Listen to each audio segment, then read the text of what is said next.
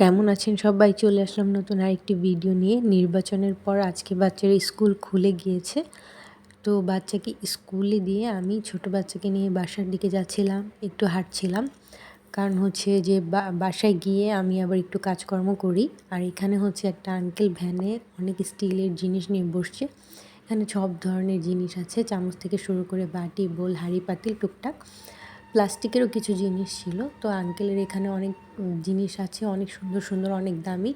তো আমি এগুলো দেখছিলাম। পরে 4টা গ্লাসের ঢাকনা নিলাম, তারপর চলে গেলাম। কারণ হচ্ছে বাসায় গিয়ে আবার একটু রান্নাবান্না কাটাকাটি করতে হয়, তারপর না হলে আবার দেরি হয়ে যায়। বাচ্চার স্কুল 2.5 ঘন্টা থাকে, ওই সময়টা আসলে বসে থাকতে আমার ভালো লাগে না।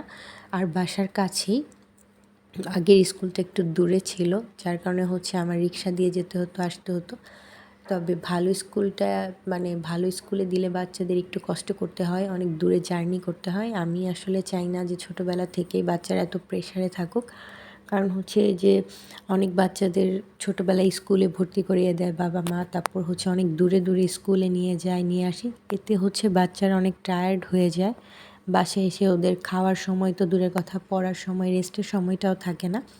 তাই আমার কাছে মনে হয়েছে যে বাচ্চাদের আসলে যখন স্কুলে যায়, আশেপাশে থেকেই শুরু করা ভালো। আশেপাশের মধ্যে যে স্কুলগুলো থাকে ভালো, সেগুলোতেই ভর্তি করা, কোনো সমস্যা নেই। আমার যেটা মনে হয়েছে আর কি, আমি সেটাই করি। তো এই জন্য বাচ্চাদের বেশি প্রেশার দেওয়া আমার কাছে একদমই ভালো লাগে না। যে ওরা পড়লে পড়বে, না পড়লে নেই। কারণ আস্তে আস্তে যখন ওদের আগ্রহটা জন্মাবে, তখন ওরা নিজে থেকেই পড়বে। আর যখন আমি ওদের প্রেশার দিব যে পড়তেই হবে, তখন ওরা আসলে পড়তে চাইবে না, আরও বায়না করবে। তো বাচ্চাকে স্কুলে দিয়ে বাসায় গিয়ে অনেক কাজকর্ম করেছিলাম, তারপর আবার বাচ্চাকে নিয়ে বের হয়েছি স্কুলে আনতে। তো ওর বাচ্চা বাচ্চা আবার বলেছিল যে আম্মু বেলপুরি খাবো। পরে আমি বললাম যে ঠিক আছে, তোমাকে আমি খাইয়ে দিব। এই বেলপুরিটা অনেক জায়গায় খুঁজেছিলাম, ফাইনালি পেয়ে গেলাম।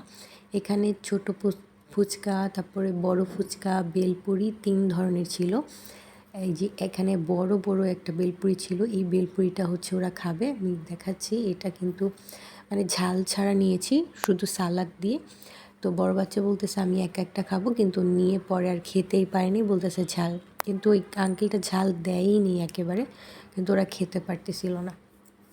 তারপর হচ্ছে আমি ওদেরকে নিয়ে চলে গেলাম বাজারে সবজি কিনতে। এখানে হচ্ছে এটা হচ্ছে মুসলিম বাজার, এখানে হচ্ছে সবজির বাজার এই সাইডটা।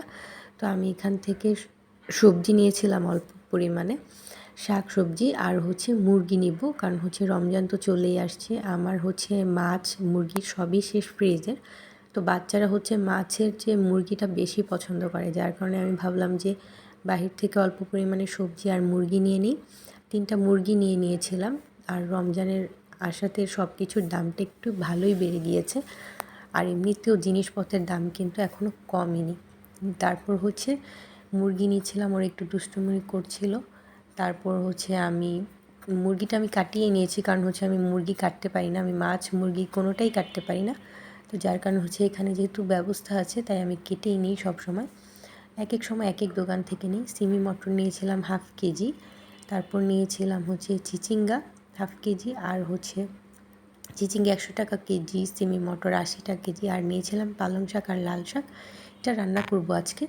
আর হচ্ছে এই যে মুরগি, এগুলোকে ধুয়ে তারপর প্যাক করে নিব, তারপর ফ্রিজে রেখে দিব। আর হচ্ছে মুরগির পা, তারপরে এগুলো একটু বেশি পছন্দ হয় আমার। তো যার কারণে হচ্ছে এগুলো আমি ফেলে দিই না বা দোকানে দিয়ে দিই না। তারপর হচ্ছে একটু আঙ্গুর নিয়েছিলাম, বাচ্চারা অনেক দিন বলছিল যে আঙ্গুর খাবে। তো ভ্যানে পেয়েছিলাম, ভ্যানে তো সব ধরনের ফলই ছিল, আপেল, কমলা, আঙ্গুর। তারপর আমি আঙ্গুরটা নিয়েছিলাম, আর হচ্ছে এখানে একটু মশলা নিয়েছিলাম ছোট ছোট, যদিও মশলা ছিল, আর একটু নিয়েছি, আর ডিম।